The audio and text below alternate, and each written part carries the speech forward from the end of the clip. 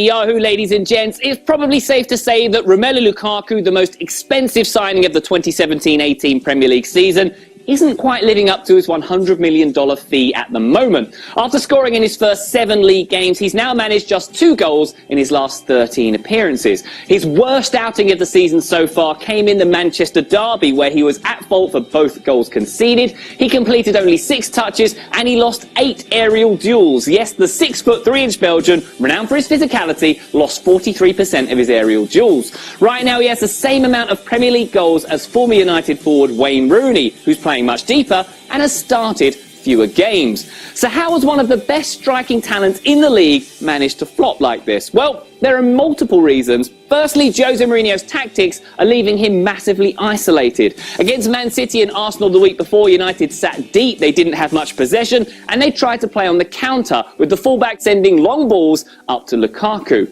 The Belgian simply isn't a target man who can operate at his best with that kind of scrappy service. And on that note, he's really suffered at the lack of creativity in midfield.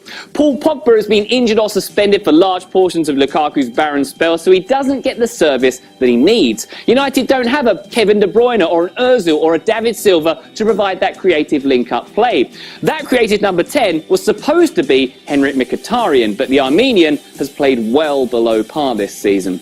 There's also the issue of Lukaku's history in big games. He scored only 5 goals in 40 appearances against the top 6 sides and 0 goals against them this season. At Everton, he had the excuse of playing for a negative side who ceded possession to big teams. And to be honest, he has that excuse with United too at the moment.